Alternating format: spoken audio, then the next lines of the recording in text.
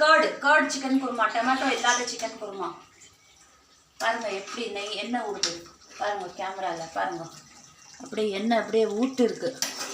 இதில் ஒன்றும் இல்லை, பேசிக் masala, onion, green chilli, garam masala, வீட்டில் அரைச்ச தனியா பவுட்ரு, மிளகு பவுட்ரு, இன்னும் கொஞ்சம் வேகணும்.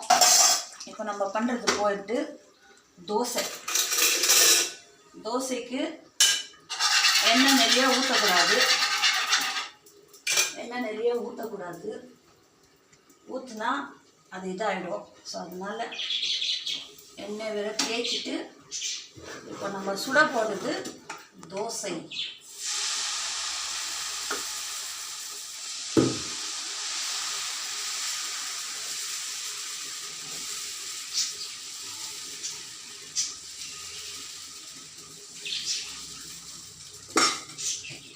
ஒரு சட்டை எண்ணெய் போட்டால் போதும்.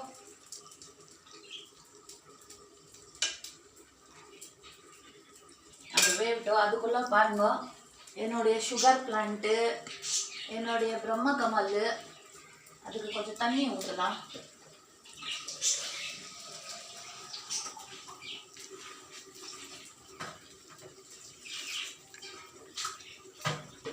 அவ்வளோதான். இப்போ நம்ம தோசை வேகிறத பார்க்கணும். அதுக்குள்ளே நம்ம சிக்கன் குருமா இன்னும் கொஞ்சம் நேரம் ஆகும். நம்ம தோசை வேந்துட்டா தான் நம்ம அதை திருப்பி போடணும். அது இன்னும் வேகலை.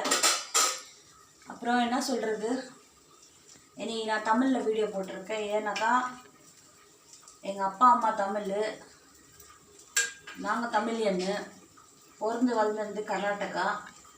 கன்னடா சூப்பராக வரும். நெக்ஸ்ட் வீடியோ கன்னடாவில். அப்புறம் ஹஸ்பண்டு கல்யாணம் பண்ணி பாம்பேயில் போனேன், அப்போ மராட்டியில் ஒரு வீடியோ, பஞ்சாபில் போயிருந்தேன், பஞ்சாபியில் ஒரு வீடியோ.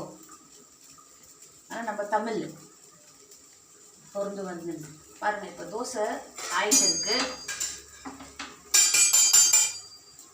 தோசை இன்னும் வேகணும். வேவு சீக்கிரம் வேவு. அது திருப்பி போட்டது நீங்கள் பார்க்கணும். முறை இருக்கும் தோசை. அதுக்குள்ள நம்ம சிக்கன் இன்னொரு செகண்ட் கிண்டலாம். கிண்டி வேக வைக்கலாம். கிண்டி அது குருமா பாருங்கள், சூப்பராக இருக்கும். கிரேவி உப்பு பார்க்கலாம் எப்படி இருக்குது. உப்பு செம்மையாக இருக்குது. உப்பு மீடியமாக தான் இருக்குது. பாருங்கள், எண்ணெய் நிறைய போடல, அதனால் அது எண்ணெய் ஊற்றிருக்கு. வெறும் தயிர், மசாலா. இப்போ நம்ம தோசை ரெடியாக இருக்குன்னு நினைக்கிறேன். வாங்க, ஜீசஸ் பேர் எடுத்துகிட்டு வா.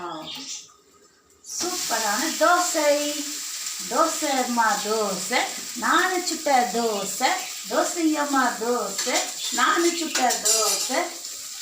சிக்கன் குருமா தோசை. இன்னைக்கு நம்ம சாப்பிட போகிறது சிக்கன் குருமா தோசை. எல்லாருக்கும் வாங்க சாப்பிட்லாம்.